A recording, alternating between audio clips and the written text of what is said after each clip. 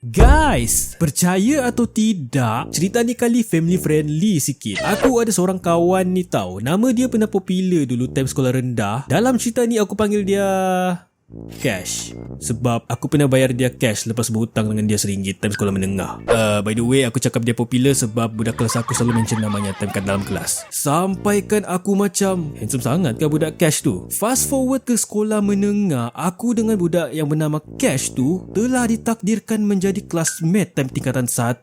Cuma time tu aku tak tahu lagi lah yang Cash tu nama dia, sebab aku kenal nama je, tak kenal muka. Lagipun semua budak hingusan yang bernafas dalam kelas tu semuanya muka-muka baru, kecuali seorang tu, nafas dia lain sikit. Dia dari kecil ada asma. Nak dipendekkan cerita, budak pendek di sebelah kiri aku ni pergi tepuk bahu aku, lepas tu cakap, bro, minta tolong sikit boleh kah? Tolong bah, sebut bah nama orang ni kuat-kuat, boleh bah kan? Lepas tu aku macam snozon lah sikit. Lepas tu terfikir, mungkin dia nak cari member dia kot kat dalam kelas ni. Cuma dia kurang keyakinan diri nak bangun sebab dahinya luas. Aku dengan muka ini aku pergi jerit, Kamdar. Lepas tu Cash tu dia macam, woi, kurang ajar. Siapa nama bapaknya? Jamal Lunta. Hari pertama sekolah, aku bergaduh dengan classmate baru aku.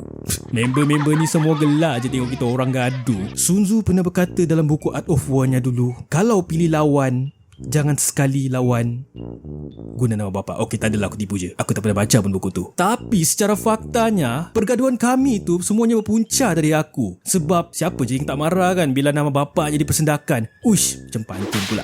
Assalamualaikum Pakcik Kamdar. Disclaimer, tu bukan nama betul bapa dia. Kalau pakcik tertop up internet, lepas tu pergi search video baru Khairul Aming, tapi terkeluar video saya, di sini saya mengambil kesempatan untuk memohon maaf sangat-sangat ke pakcik sebab spam nama pakcik banyak kali time sekolah menengah dulu. Bro, aku tak ingat berapa lama kita orang gaduh, tapi apa yang aku boleh ingat, tahap kebencian aku terhadap dia tu sampaikan aku pergi tulis nama dia banyak kali tau, guna pen merah. Nama crush kau ke? Pernah makan penumbuk. Tapi cerita ni kali ada plot twist sikit. Ending dia lebih kurang macam dalam cerita Netflix lah. Cuma bezanya tak ada unsur war propaganda. Okey, dia macam ni. Masa aku dengan bapa aku tengah sibuk mencari corn beef kat pasar raya, aku tersempak dengan Cash dan bapa dia tengah membuat pembayaran kat kaunter pembayaran. Bapa dia ternampak bapa aku. Lepas tu bapa aku pula ternampak bapa dia. Time tu aku macam lawan.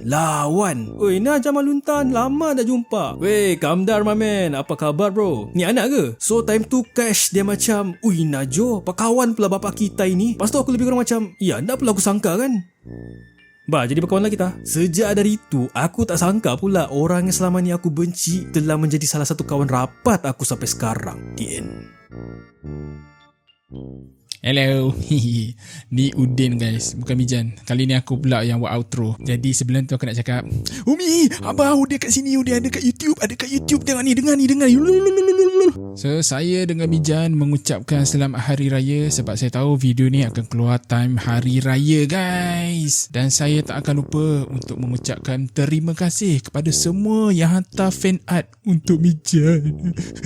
Bukan untuk saya, untuk Mijan. Tapi terima kasih lah juga. In case korang tanya mana Mijan sebenarnya Mijan dah KO, penat kemas rumah, penat masak. So tak ada, aku je ada. Jadi korang jangan lupa subscribe, tekan video like ni, dan jumpa korang kat video akan datang. Let's go.